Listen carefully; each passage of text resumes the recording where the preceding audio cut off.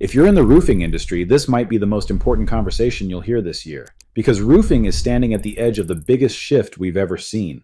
A shift that will determine who grows in the next 5 years and who gets left behind. What happens to the buyer's journey, and then by association HubSpot and our people if we shift from that traditional kind of retail model to this e-commerce? What do you guys see in terms of the different pipelines that we'll need? How will insurance and retail fit if this buyer's journey starts to change? What kind of things will change in HubSpot? What do you guys see in differences in roles, compensation plans, team culture? What do people hate about the roofing experience today that has to change? And how do we make it so that we don't have to completely rip our business up and throw it in the garbage to like be able to handle like this transition? And so I wanted to show you guys one of the coolest things I saw, and then I'll kind of open the floor. So in my research, this company out of Philadelphia was probably one of the more interesting things. Essentially, think of it like property management for homeowners. So you pay a membership, and in this membership, you're getting things like leaks, painting. So like the kid scratched the walls, or the kid wrote a thing, painting, electrical work, carpentry, seasonal maintenance, upgrades, smart home stuff. And so these people will come in and they'll like do these little repairs on a membership basis, but then they also support you in the purchase of other like specialty trades and stuff like that. They've already got customer stories. They're operating in a few small regions up here, right? They've got lots of kind of things happening already. And the pricing is not crazy. 550 a month plus onboarding, which I don't know what onboarding is, right? Obviously, they got some salespeople for that, but it's interesting. It's like property management for homeowners, but they're getting lots of reviews and people really seem to like it. But interesting concept. So with that, I'd love to kind of open the floor. Jason, you kind of kicked this off. So give me your thoughts. I would love for you guys to just roundtable discuss. So we are looking at it from a standpoint of not changing our entire business to just that, but as more of an arm of the business. I hear some of your concerns of like, hey, they're going to push all of this into inside sales or the e-commerce into inside sales. But as a goal of maybe pushing as much as we can into there, setting that as a standard and then making sure that we have enough for our outside sales. Because I think that no matter what, you're going to have that need for that standard process. But in my mind, it's the same way that we've been doing it with small tweaks, the way I've been doing it for 20 years. When I first started selling roofs, you go to the appointment, a lot of it was hand drawn and handwritten estimates then. So that's changed. But essentially, the steps of getting there haven't. And I've only bought on Amazon one time myself, but my wife shops on Amazon a lot. We get packages all the time. Everybody shops online. Yeah, I guess that's pretty much how everybody buys things anymore. What does that look like? I think that if somebody wants to do the e-commerce, so they go and maybe we cold call them or they call in and we develop qualifying questions that say if they're a good candidate for the inside or the e-commerce journey, they'd have to be tech enabled, willing to go take the pictures for us, be kind of hands off. But I think some people would like that, even though I think there's friction either way you go. Because if you've got to go meet with them and you want to get into their house, they want to make sure their house is clean and they have visitors coming over versus, hey, we're going to send you this link. We set up a meeting for you in 2 days with our sales rep. Can you have those pictures taken by tomorrow? So then we can have time to get our estimate. And now we've got measurements and we've got pictures to see, accessories, things like that. Now, there's some things that we won't be able to see. Is it going to need new decking? Does it have 2 layers and stuff like that? But I think we'll be able to catch most accessories, things like that when we're estimating for a full roof. Then you kind of develop your process to say, hey, we will, if you decide to move forward, we do have to send out an inspector who's going to get in your attic, check the layers and kind of get final pictures. So I think that we can get mostly there and make it easier for people to sign up for it. But again, we're not looking to put all of our eggs in one basket in it, but more or less make it another arm of the business that is maybe going to make it easier for us to scale up and bring on more people and train them properly. I don't think is going to put too much of a wrench in what they're doing now, but I'd love to hear everybody's thoughts on that. And that's kind of my piece on it. I do have thoughts, if I can jump in on that. My feelings are don't do that. The inside outside model works pretty well. I would advocate for not putting follow up back on your outside guys. Keep them doing what they do well, which is get in the house,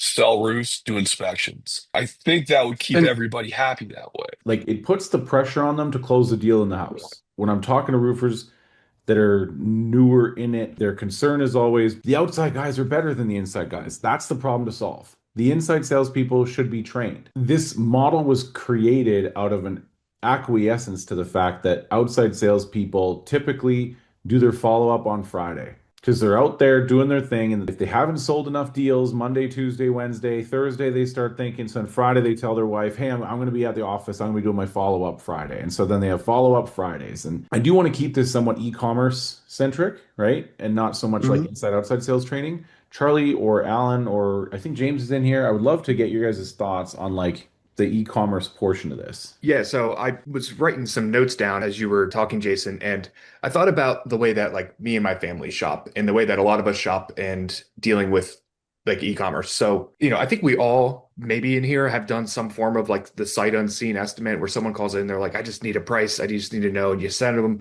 pull an Eagle View, you send something with some verbiage that says like, hey, this needs to be checked out by somebody before we can like make it a contract. So we give everybody that kind of option whenever they call into our office. And the majority of people don't want to do it actually, which I think is interesting. So we always end up sending a person out to go out and, then we run our typical model. But if it started online and stayed online, here's kind of the way that I'm thinking about it is like, just like Amazon. I bought a new laptop a couple months ago. It's a $5,000 laptop, right? I got the most optioned out MacBook Pro that I could possibly get. And I had no problem swiping my credit card, putting the down payment down. But when it got to me, it was supposed to have like the fancy screen on it, like is smudge proof. And I didn't have that. So I picked up the phone then and called or messaged rather Apple support. So it's like if people could do this process entirely online, but when they throw their hand up and they need help, right? People get frustrated when they press 0 and they can't get an operator. Can outside sales be that operator in a way, right? Like let people take themselves the entire way through the process. But when they need to press 0 for an operator because they need assistance, something's wrong, or they have a question, bam, that's where maybe outside sales jumps in and they come out to a house. The homeowner is having an issue capturing the pictures, right? So that's where outside sales pops in. So that was one of my first thoughts was like thinking about this as like calling somebody and trying to get through the customer service line. People just got to be able to press 0 and get to a person because if they can't and they just have to talk to a robot, I think that's where they get pissed and they hang up and they're like, refund my money. My second thought was people will take those pictures if it's easy. I've never had a person do a remote capture for me on Hover. I don't know if anyone else has, but a friend of mine just traded in her car right up the road and she got taken to a website. It was a landing page basically that was like, hey, thanks for your interest. Let's get you an instant quote on your car. All from native within this app. They just walked around the car, took 8 pictures, and they went inside, took a picture of the odometer and then a picture of the VIN. And that was it. So like Carvana's proven that, especially if you're going for something like siding where you need full elevations and, not just something like an Eagle View. Like, I feel like they've totally proven that people will, as long as it's stupid easy to catch those photos. I've heard plenty of examples of people getting customers to use the hover. I've never tried it, so. It works very well. I actually did this for a flooding incident that I had in my basement a few months ago. They sent me a hover link. I went through, scanned everything, and the way it went through gave me a lot of confidence that it was creating it properly, even though you and I know the margins on the accuracy of a hover. So I agree with what Charlie said. Like, as long as the app gives them the confidence, as they go through that this is accurate, this is not. Okay, the opposite, you get online and you say, get an instant quote. And you go through this, and as you click through that, you have less and less confidence that that's going to be super accurate and that this is probably just capturing my data for something else, And then Charlie also made a really good point about when they need to access that person, like if that's easy to do, then I could see it work. What are your guys' thoughts on like kind of current existing kind of models for e-commerce, which would be like the Roofle concept, but just going straight to purchase from like Roof Quote Pro? Yeah, it doesn't feel like it should be accurate when I go through Roofle. It doesn't feel like it is accurate, like the prices they're getting are inaccurate. Like as a customer, I wouldn't feel like, okay, that's a fair price because I just don't feel like they got enough information to give me an accurate price. Yeah, I feel very much the same way. It's almost like if the customer had to do more work up front to feed good information in, that they would feel that the output was more realistic, right? Like if they had to go and do a hover with 10 photos, versus being like, oh yeah, here's an orange square over my house that doesn't quite fit. It's almost like if they invested more time, I would it might agree. When look a I little better. sold cars, it was the same kind of deals. Like you had to get the customer working for you, getting their proof of income, getting their VIN number and their registration, and you get them to take pictures of their car. You brought up an interesting point, Charlie. If they had a question, as soon as they raise their hand, have somebody driving out there, I think of it as like a triage. Like one, you dump the knowledge base of this web-based app into a chat box. So they can be like, get help. And it's like they could just be like, I don't understand. There's a bush in the way of the picture. Is that going to prevent it from working? You know what I mean? Like they're going to have like those simple questions. Level two is like, I'm having trouble with the app. What do I do about this? You know, my house is too close together. That could flag a chat with inside sales or a call with inside sales. And then it's like, I'm completely incapable of doing this. And then it's like, I'm in a wheelchair and my house is on the side of a mountain. Okay, well, then now outside sales is booking in home. But let's say when they get through that, as they're taking the pictures, the system could be pulling an Eagle View or like report to also get the like secondary kind of back check. The next step is like, you want to have almost double redundant measurements to make sure you're right. So while they're walking around taking the pictures, you could order a quick square, like a system could order a quick squares, but then it kind of has to corroborate that evidence of that report and then provide a quote.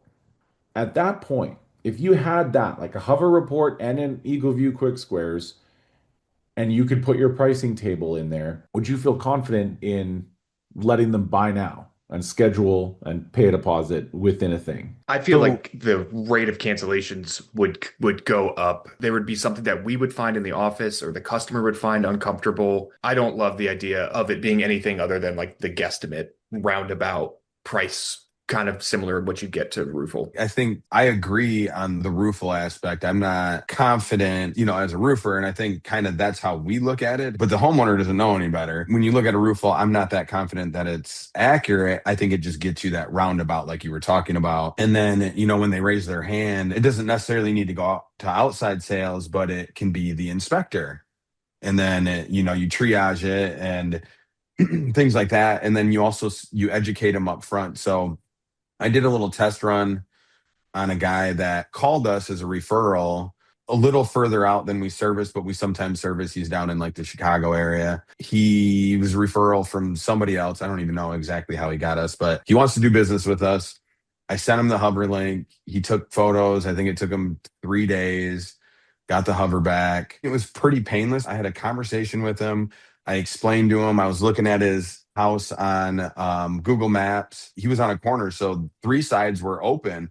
And I said, hey, when you get to that backside, though, it's nice and tight to your neighbor over there. Make sure that you take some extra photos. And he did a good job. So I think that a loom or some sort of educational video that's sent when somebody does want to go on that journey, like one, they're qualified, they're tech enabled, they're like us, they're willing to be able to do those things. And then you educate them on how to do those things. And now they, like Adam said about being involved, getting some of those things, I feel like they would feel very confident, especially I think hover, although I've found a lot of things off about it. And so maybe you weigh it back against some other measurement tool, but now they've got a 3D model of their house and this and that. I think it gives them confidence that this is accurate, and it's 2025, so we've got all types of tools out there to be able to get them accurate information without having to go out there. But also at the end of that, we send out an inspector anyways, so now we could either do a quick squares, or we could even have our inspectors do a measurement across this eave to make sure that it's accurate on the hover, and then you can call hover and get it updated.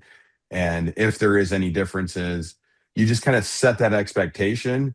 And if it's major, you address it with the homeowner. And yeah, I do realize that I think there's going to be a lower closing rate and things like that. But we're also not advertising towards people who would want that type of thing. So I think this is what you were talking about, Charlie, is that you don't feel like a lot of people would, but that's also not what we're looking for, is people that would want to do it like this. So I think if we start making that one of our avatars and we're marketing towards that type of person, then we start getting more people in in there that would want to do that. But yeah, sending out the informational video, I think would be helpful in getting people to actually be able to do the hovers and take the proper pictures and stuff like that. I think I would be comfortable with it based on the way we described it. You would have, there's two things that I think would be important though, is that you would track the data on the back end and you would just figure out what your margin of error is. Like, out of how many houses do you end up with a double layer job? Out of how many houses do you end up with whatever?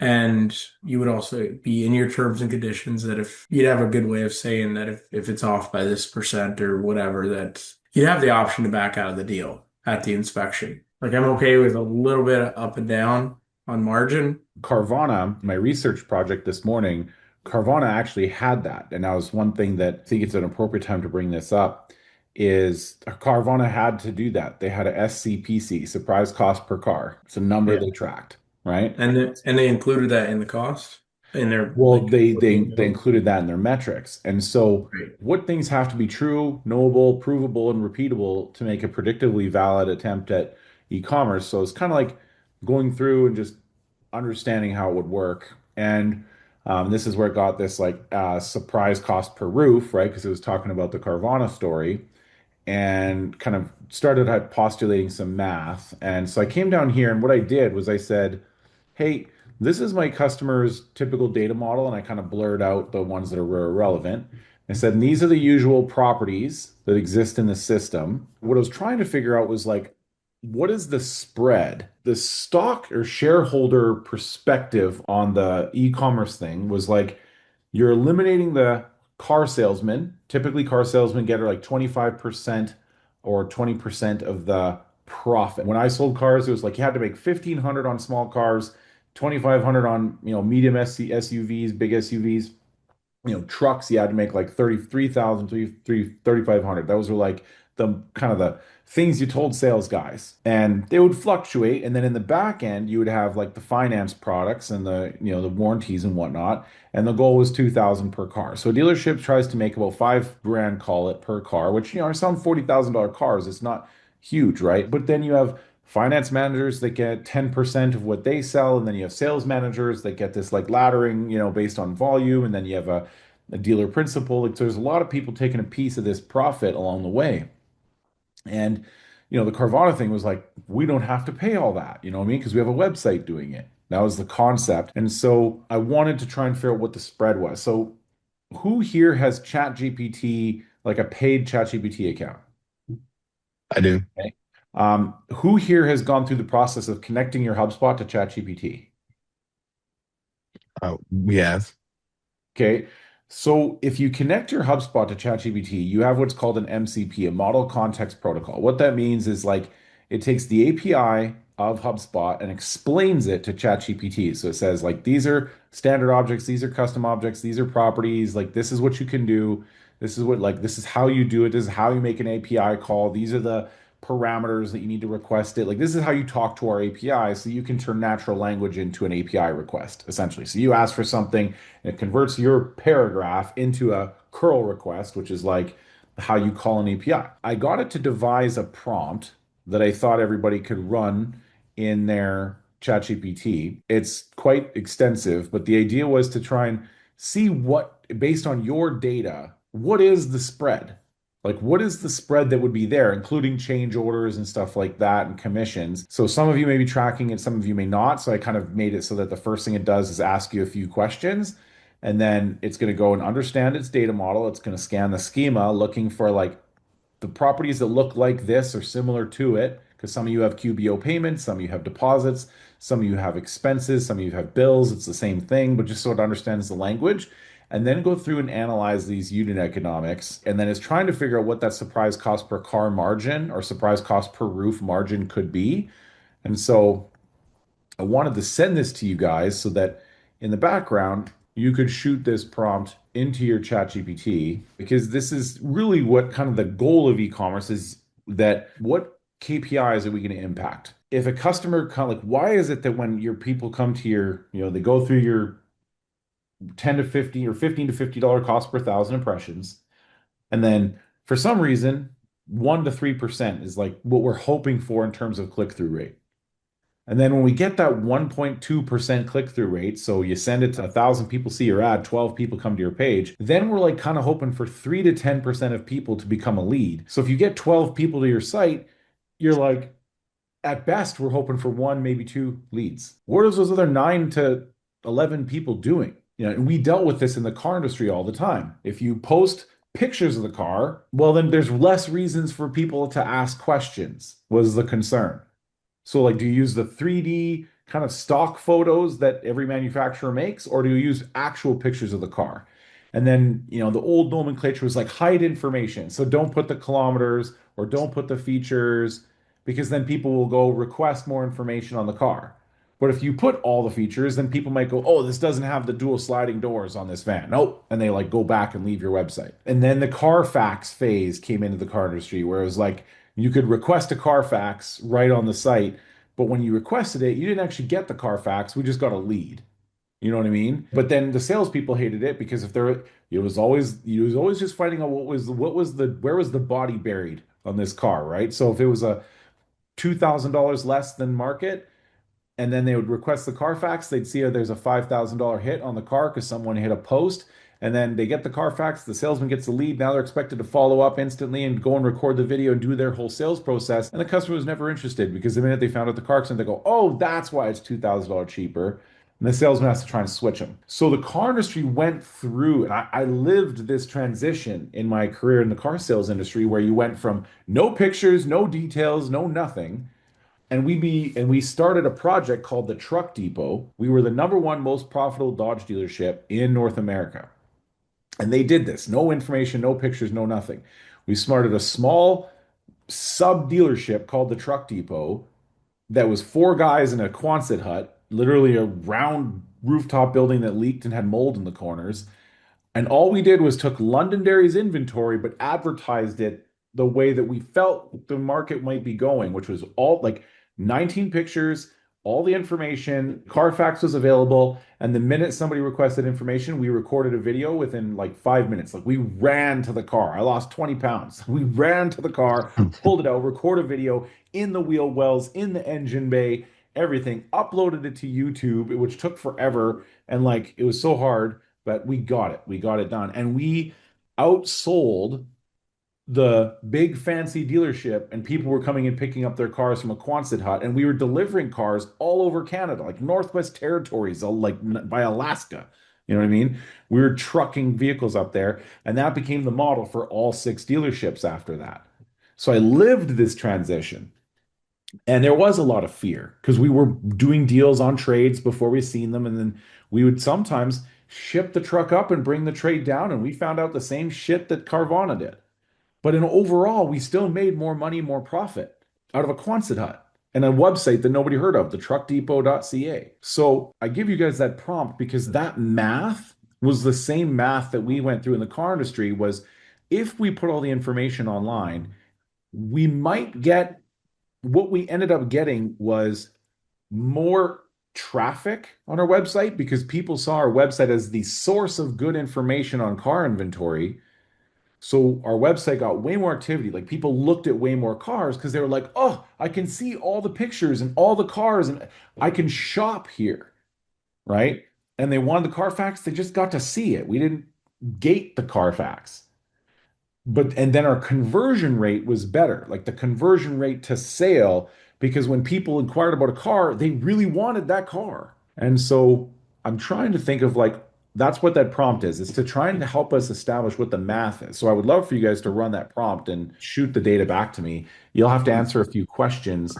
I don't know how long it'll take, but When you use that information, the breakage, the percentage, let's say it's 3%, would you just add 3% onto all of your quotes, or how do you use that then? well, I'm looking at it and saying, okay, like if I had to, if I was designing this and you guys are boots on the ground, I really want to own roofing companies again, but like right now, you guys are boots on the ground doing this every day. I haven't done this in a minute. I'm just doing it by extension through you. But the way I picture it is kind of like people get something like the Hover. You can integrate the Hover API. It's getting easier and easier and easier to make software these days. Like you integrate the Hover API, so you create the scanning, picturing kind of experience within your little micro app. People do it. They're going to get a quote, right? And it's like, that's their quote. And they have two things like, buy now, see if I get a discount. Like, buy now or see if I can get a discount. If they click to see if I can get a discount, it books a meeting with inside sales, which inside sales is standing by. So usually, like, we want to be able to get to them in 5 minutes. Open up a video meeting right there where the inside sales is provided with all the information and there can be a conversation. And the idea is that we sell that online and we go from website visit to roof sold in an hour. And for that, an inside sales rep would get something like a 2% commission. And the site supervisors, who are typically in a lead generation and site management position, like they're running, they know what goes wrong on roof jobs. They know what causes change orders. They know how to walk on a ladder. They know how to talk to a crew. They're more of a field specific thing, but they have a little bit of a human communication ability. So then the site supervisors get a task to go check on this roof and they validate the no layers, the everything like that. And to Alan's point, you start to track your surprise cost per roof. And then that informs your site supervisor inspection. But then the outside sales is kind of cut out of the deal. And that's the point, right? That is the point. The point is that e-commerce eliminates the need for outside sales, but the market isn't going to instantly transition to this model, right? There's going to be old people, but there is also young people. Like all of you in this room would participate in an e-commerce like transaction for something that previously had been considered kind of faux pas off limits for e-commerce because you're all business owners. You all get it. You would all say, "Oh, I wonder if they would do this." Because to kind of take it to the realm of the weird, the thing that's even crazier than e-commerce is live shopping, which you're seeing on like you saw it like old days was like the shopping channel or whatever, right?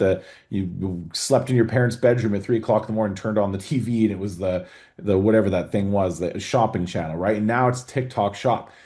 People are buying cars, mattresses, furniture, and home renovation and construction content is thriving on things like that. But there's weird things that are selling that previously would have considered odd, right? To sell on a live shopping thing. It kind of shows that like cars are being sold from dealerships. Like there's been $1,000+ mattresses that are being sold on live shopping. So I'm not asking for live shopping where people buy it in a TikTok live. I'm saying e-commerce, but I don't know. I wanted to kind of inject that into the conversation and see like if you could save the 8% commission, if your marketing cost became 2% because more of your leads converted to your e-commerce option that previously just bounced off your website. So now your conversion rate goes from 1 to 3%, or sorry, from 3 to 10% all of a sudden to 5 to 7. And your click-through rate when people saw in your ad that there was an e-commerce buy online, no visit required, would your conversion rate go up? And I have evidence of that piece because Bay Valley in San Francisco is doing that. They're advertising like, hey, we know you don't want somebody to come to your house. Da, da, da. Book an appointment online with us right now. We'll provide you with a quote online, right? And they literally just book a 1 hour Zoom call and they like go through the process of ordering the Eagle View and all that kind of stuff. But they get the address ahead of time and they literally take them through like, this is how we would price your roof. And the cost per lead is ridiculous. Like they're spending like $78, $85 a lead to these Zoom meetings and they're having like an 80% show rate. So you get an $85 lead times divided by 0.8. That's like $112 a lead. So I kind of want to like kick that over to you guys and see what your guys' thoughts are. I'm almost wondering if you could get away with a per deal commission rather than a percentage if you're Maybe. doing e-commerce only. I was just gonna say, Jason, you had asked like, what do you do with that surprise cost per roof? I would just figure out what percentages, and I would split that out across all the roofs. And as long Yeah. as it's managed correctly, it should be a very small percentage. But yeah, I wouldn't plan to just eat it completely, but I would just plan that it's part of everybody's costs. We did this year, we did a plywood guarantee, and we haven't had a change order for plywood all year because we looked at our numbers last year, saw how many roofs did we do, how many required plywood, what was that average cost per roof in plywood, and it turned out to be a little less than 1% of revenues if we were to track that from all the prior years. So we tacked on 1% of those revenues or 1% to our profit margin. And sometimes we lose. 99% of the time we win, but we have that 1% invested in a money market account that's bringing us 3.5% returns. So after the course of the whole year, we're building this thing up to a kitty essentially of $100,000. So if a whole roof needs resheeted, the $6,600 or whatever that cost us doesn't really matter. So that's one of the ways that we've taken that one unforeseen cost and figured out how to market it to our customers. Yeah, I've thought about doing like, including 10 or 15 sheets in every roof just in case, there's partials and stuff like that. And maybe to go back on one of the things Adam was saying, you have your site supervisor or project manager. One of the things that we want to do is commission them to upsell, and they get paid on upsells and change orders rather than going back to sales. So they kind of have a sales role in taking that job over and looking at the roof and going over there and saying, ah, man, we're going to need to replace the gutters as well. And so that's some of the ideas that we were having to overcome some of the things that might come up, that when you don't have that inspector or that outside sales, maybe we send an inspector, but we're looking at our inspectors just to be like good picture takers to, check layers and stuff like that, and maybe not have the knowledge that our project managers will have. And so that we thought that was a good way of kind of like sliding that responsibility over to them, and then them going out there, upselling them, selling them some gutter covers. They get paid on the change orders and stuff like that. And I thought that might be incentive enough to have them being thorough on the back end. And then again, I think it's all about expectations and however you set that up through the process. Yeah. An interesting thought that I have is, does it have to start on e-commerce? Like does the customer have to be the one to start this ball rolling downhill, or can we be the ones? So let's like, if for instance, I look at it like, okay, someone sees a Facebook ad, get your instant roof quote and schedule your instant roof quote in 5 minutes. They click the button, some disclosures pop up, and it's like, hey, in order to do this, we send an inspector out to your house. And that inspector gets paid maybe like the inside sales rep, right? Maybe $150 per appointment. You almost play to like the gig economy of like, hey, just hire whatever nose picker you can, give them a watertight company cam checklist, give them a watertight, series of drone photos they have to do, perhaps if it's a two-story, and you can probably get 90% of what you need to know. And then your VIG cost or your overage or your oh shit or your whatever you call that, like, could we put the $150 out? I mean, there's Uber drivers out there driving their cars all around Timbuktu for, $24 tip. Capilli Roofing, they flip the inside outside sales model in reverse. So the inside sales get paid 6% commission and $150 a deal and a bonus at quota, and the outside sales gets paid $50 per inspection. I think they may be up to like 75, right? But the outside sales only goes and does the inspection because the building standards are so wacky in Hawaii. Like you have, Hawaiian huts and, Oprah Winfrey's mansion within a 20-minute drive of each other. So they have really loose building standards, and therefore they have an estimator team. So they have like probably, I think they have like 8 to 10 inside sales and like 10 or 15 outside sales. And they hire, kind of like to your point, like they hire like people who work for the National Guard or university students who literally take the arrivee jobs like a gig economy. Like they put their schedule in. They can work 4 hours in the evenings. They can work 4 hours in the evenings, and they can take inspections in the evenings. And this is a way for them to almost Uber drive their way. And they do that. They fly drones, take pictures. Their job is to sell themselves, sell the experience, sell the company, and sell themselves, right? And they get paid $50 or $75 an inspection, and that's all they do is meet with the homeowner, and they just make them like the experience and like the company, but they don't even try and sell the roof. They don't even provide the price. And then the inside that immediately their report immediately goes to the estimators. The inside sales now starts to build a relationship, and the inside sales is selling. That model kind of goes, it's a kind of e-commerce, but it's not really getting to the point of like buy your roof online, we'll take the risk based on the fact that we're eliminating the need for all these commission sales reps, and we're moving to a customer success model of just like facilitate the purchase of a roof, don't sell it. The risk or gamble that you're taking, of course, is that had you applied your more high pressure car sales like sales approach, you're right. You like when a person walks into a dealership, you've all been there, right? You ain't gonna like they don't want to let you leave. right? Like the sales manager has to come and talk to you, and if you stood up and walked out, the sales manager's going to run after you to the door, right? Like they're gonna throw, like the joke in the car sales world was like you get the keys for the trade-in, you throw them on the roof because then they can't leave until they buy the car, right? Like that was like the joke that we used to tell, and consumers knew it. So like the Carvana story was like the whole idea of like you don't like that experience, do you? So I guess the real question is like, do homeowners really like the process of shopping for a roof, and are we trying to solve a problem that doesn't exist? Are we like, because in Carvana that's what it was.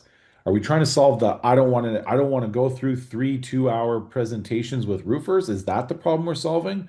Or are we solving the problem of like I don't want to buy this and I just want the lowest friction possible way to get a good deal? And could you both offer 5% off market and make 5% more money because you're not paying 10% in sales costs and potentially reduce your cost of customer acquisition from a marketing perspective through a lower friction sales process? Like, is that the problem we're solving? Or are we solving the problem of like homeowners don't really want to do this buying journey? Well, who really wants to buy a roof? Nobody. Nobody. So I think taking the friction out of it, knowing how people are buying these days, and then reducing the lead, like how much does it take to get a lead? Maybe offering a discount to funnel them into the e-commerce because we have less overhead. You're saying gig economy, Charlie, but we provide all vehicles and everybody's W-2 and all of that. So maybe it's a little bit different for us, Same. and we don't have anybody driving their own vehicles. So for us, it's like it's less liability, less, gas, less vehicle fixes from little fender benders and stuff like that that happen every year for us. And when we do get somebody to the end of that cycle, we still send out an inspector, but maybe it's only 20% of the people who come through the funnel, and then they go to the inspector, and we can still make up for through change orders or just setting expectations of, if you have a second layer, this will be part of your bill. However, it's still discounted 10% or whatever for doing it through this process. I like that you said that they're getting $110 leads, because for us, probably closer to 400, 3 to 400 is normal on like a qualified Google lead. And if you're getting $100 ones and maybe your closing percent goes down, I think that's still a net positive, and you can offer a discount. I would say, Adam, I don't know how much of a pain point having roofing salespeople come to their house is, but the most attractive part to me is the speed. Like the easier, I guess, if e-commerce has taught us anything about other stuff, is that when you take friction out of buying stuff, we buy more. They're always improving that, one-click stuff. But yeah, the speed that a customer can buy. The other thing is that people like to be in control of that stuff. Mhm. Um, Like Amazon's close rate on you all might also like on my wife is probably 50%. I've thought about this for years, even before e-commerce, is because siding's a different animal than a roof, and I think people spend more time on it. Yeah. I've thought about hiring somebody as a designer specifically to go in with those women, and typically women, and design their house with them for a fee. Mhm. And maybe that wouldn't be a bad thing to put into there, is you could still do e-commerce, but you could set them up to maybe do hover design, but maybe that would be a good place to implement the fee, because we have a lot of outside sales guys that are doing that with them. They just want dark siding or whatever, and it's a pretty easy sale. But I think it was 2 years ago we were throwing around the idea of our top tier package having that built in for siding. So our top tier package has a designer with it, kind of the white glove service on it. I still like that concept, and I wonder if that could be implemented in there, where you just have a designer and they can choose to pay $700, but now they get that service that they really are looking for, that maybe a lot of outside sales guys can't give them, or give them the best experience on it anyways. I'll just throw a I personal think, anecdote in there that I used to be in a prior life. I was a kitchen cabinet designer, interior design. Uh, I put together custom kitchens and bathrooms, and I charged a fee of $1,500 to just put this together, and people happily paid it. because it took so much time and effort. So I really think it's just to give you some confirmation that I think that kind of thing really could work, especially in, with higher end customers. Yeah, and a lot of those people are looking for, stone options and, they're spending some money on that siding. So it Mhm. wouldn't be a big thing to spend $1,000, like you said, and then still take them through the e-commerce uh, process to sell them some siding and, um, maybe even still offer a discount on the full job, but you're paying for that designer now. Well, I mean, if you adjust your prices because it's high-end material anyway, for the most part, you can just, if you buy with us, your design consultation was free. We just, Yeah. moved our prices up by $1,000. Yep, exactly. And if they don't go with you, that's okay. You still made the $1,000 design consultation. It's not okay, but you know what I mean. Well, yeah, but and then also if somebody's committing to paying you $1,000 for a design, they're most likely you're probably going to have a really high closing rate on that because they just paid Yeah. you a fee. Initially, when you guys started talking, I thought, guys, let's stick to roofs. People aren't going to do the siding from e-commerce. And then as you guys started talking, and as I thought of my wife's thing with the bathroom last week, and even her Christmas light, she was like, "This is what I want the house to look like for Christmas." And she's like getting it to like put red sashes on the thing. I'm like, wait a minute, Adam, you're wrong. Like it actually might even be more because what is the precedent that to Alan's point, the precedent is I want that, how fast and how little friction to get it. So And with Hover, you do get that immediate 2D, which is very beneficial. So to get one of your contexts or one of your examples earlier on, where it's in the middle of the evening or it's getting dark, you can't actually go outside and take it, and so there's this delay. Grab a street view video or a photo. We can do it, they can do it, and upload it. It doesn't have to be perfect, right? Because just as when I'm buying a car, like I bought a Jeep actually from down in Arizona, but I bought it completely digitally. I never went there. And that's because anything that I could have bought here in Wisconsin or Illinois was 2, 3 times more expensive. Uh, yes, I love my Jeep. I love it. So by extension, I didn't need to know that the very first image of the car was the exact vehicle. I just needed to know this is the general vehicle that I'm looking at. If I wanted this kind of color, this is what I'm going to probably have something that looks like. I think with each one of these steps, it really is just reducing the friction between customer and salesman. yeah, like going to Drake from the Mountainside Lights, who's been an interesting project this year. Mhm. I mean, his whole thing is like the minute they submit a lead with their address, he has an automation that goes and pulls the street view and then Mhm. basically through the API just prompts 3 different times with 3 different Christmas light color combinations, like the Rockefeller, which is like the yellow, red, green, blue. Like basically, here's what your house could look like. And with permanent lights, it can look like all three. You know what I mean? But that's like the autoresponder that they get. You know what I mean? Instead of like, hey, we've received your estimate, da da da da da da, da, it immediately sends them 3 pictures of what their house could look like. So you're not wrong on that fact. And I think that like we have to kind of, as an industry, going back to the original point of conversation, which was what are the 2014 to 2017 roofers going to look like before there's a Carvana? Like, what does it mean to go first? Because it's like there's that point where it's like you're either first or you're late. There's very little middle ground, right? These things move so quickly. I think of it as like, wouldn't it be cool if someone came to your website needing a roof, just wanted to know a price because, to Gary's point, they don't know what to expect. So they go through this online shopping experience of getting a roof quote, and it just says, like, by the way, you have a beautiful house, but are you considering like looking at a home remodel? And it's like, I can pre-approve you for X amount of dollars. Um, and then by the way, you're like to Drake's idea, your house could look like this. And then all of a sudden you're upselling people from a $17,000 roof to a $75,000 total home renovation online.